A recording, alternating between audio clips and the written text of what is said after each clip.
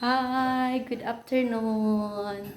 Mag-house tour tayo sa ating bahay sa bukid. Tapos, meron akong pinapagawang project ngayon this year. Nagpapabakod ako. Medyo mahal-mahal ang malaki-laki yung ating magastos dyan sa bakod.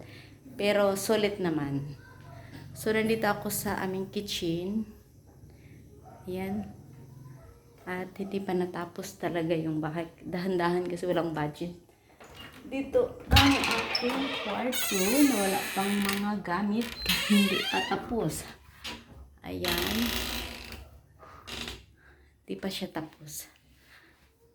Wala pang masyadong gamit. Ayan. Ang bintana. Ayan. So, yan ang bintana. Pwede natin siyang buksan. Yan, pinabaga kong bakod. So, ito yung room ko na hindi pa natapos.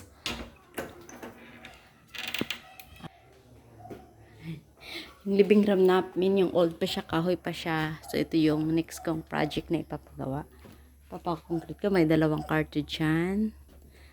Then, old style pa to siya. Ito yung next kong project. So, sa ngayon, nagpapabakod muna ako. At yan yung labas namin. Ayan. So, yan yung old naming tindahan. Yan, sisirain yan sa susunod. At pag ipalagyan ko dyan ng additional na kwarto. Sisirain yan. Tapos, kasi may tindahan kami noon nung buhay pa yung parents ko. At ito yung harap ng aming bahay. Ayan. Kasi nagsimula na silang magbakod. Mga 1 week na yata silang nagtrabaho. Kasi itong lote na to is 478 square meter. So, medyo malaki-laki siya. So, yan yung simbahan, church. Doon yung school, tapos andun yung gym. Ito yung harap namin. So, ito yung pangit pa yung harap kasi ito yung luma naming tindahan. Ipapasira ko yan.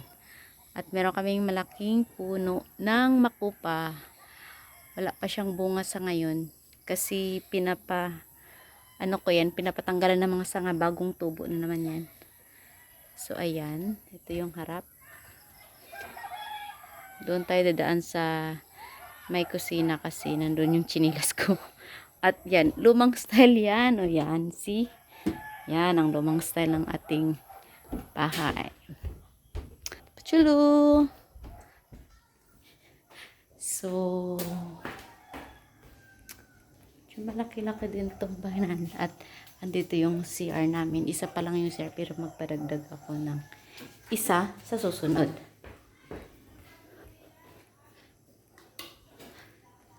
Yan. At ito yung likod. Magulo kay wala pa nahuman ang mga kuan. So, ito yung likod ng bahay namin. Marami pang gamit yung nagsira sila sa kisame ng ko.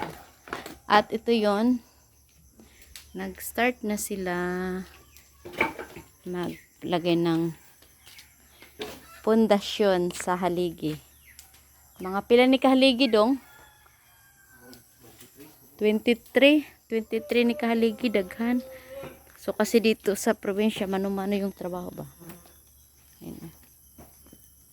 Nag-start na sila maglagay ng haligi para pundasyon sa kuan. Then dito, ganito sa probinsya, may haling-haling. Mag-hi ka, Tinarding. Lagi sa atin. At merong wala mang kag-apil. Meron kaming papaya na maraming bulaklak na wala pang bunga. Ito yung likod ng bahay sa kusina. So, bali, tapos na yung kusina, kunti na lang kulang. Tapos yung living room at ibang kwarto na lang susunod. Wala pa tayong budget. Ito yung aking tanim na tinarding. Tawag ani? Maapil sa tinarding. Ito yung malunggay. Yung moringa. Ayan. At meron dito. Hala, may ud. May ud. Sa tawag ani kalay limonsito. Kahapon naka-harvest kami sa kuan tamis kaayo ang pinya. At okra, ang ladyfinger. So, nag-harvest na kaninang umaga. May bago na naman harvestin for next day. Ayan, may mga bunga naman. So, yan. Medyo malaki-laki na yung nagastos ko dito. Yung materials na nabili ko is almost 200 na siya. 200,000. Marami pang kulang. Kasi wala pa yung para sa gate. Ayan, another haligi. Daghan na siya haligi. Ito siya na haligi. Dalawa. Kasi palagyan ko dito ng maliit na gate para papunta doon. Kasi may sapa kami doon sa likod. Ayan, another pundasyon. So, mahaba yan. At ang aming bayabas, maraming bunga. Look at that. Ang daming bunga ng bayabas. Oh. Tapos dito, lalaka na doon. Daming bunga. Yun, malalaki, oh. Ayan. Meron, dukan sila kayo bunga.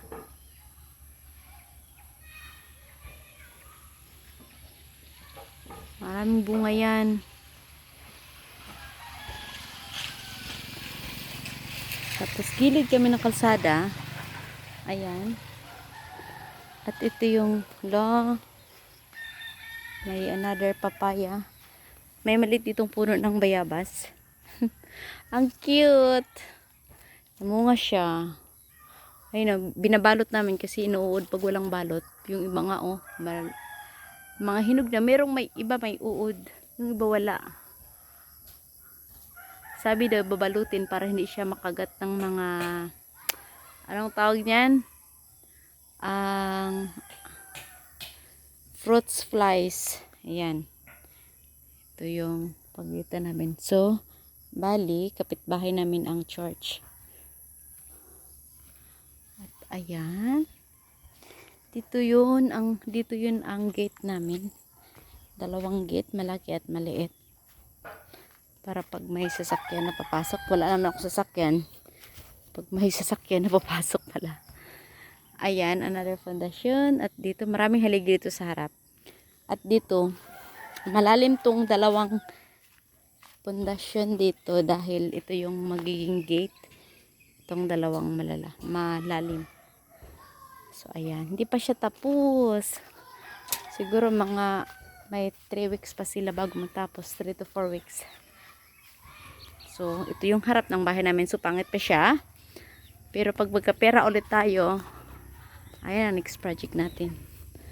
Wala pa tayong budget. Bakod muna kasi parang abot yata yan ng mga 400 yung bakod. Ha? So yan, naputol ang ating vlog kay may nangayuog kuan dahon ng buyon. Nagmaritis. Nagmaritis tayo. Yan yung bahay namin sa harap. Parang hindi siya maganda tingnan pero maganda pa rin sa akin. Kasi hindi pa siya natapos. Wala pa tayong budget dyan. Matibay pa kasi siya. Matibay pa yan, oh. Ito mga simento para yan dito sa ano. So yan. Ay, dito pa pala tayo sa harap. At yan. Pag may ipapagawa ka talaga malaki-laking budget. Nako.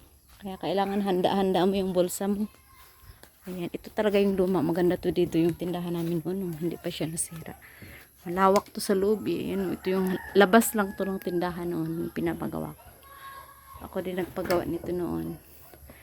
Kasi yung mama ko dati nagtitinda siya lagi. So, ayan yung eggplant natin. Hinog na. Ayan na yung okra. So, kahapon, hindi siya na-harvest.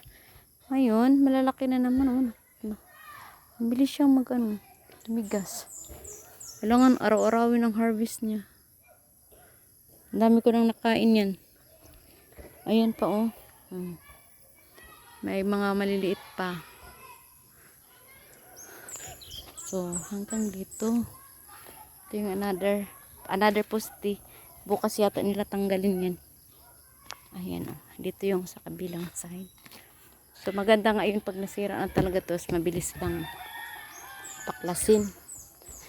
Kasi umulan kagabi, nagkaroon ng tubig. So, ito yung labas. Dito.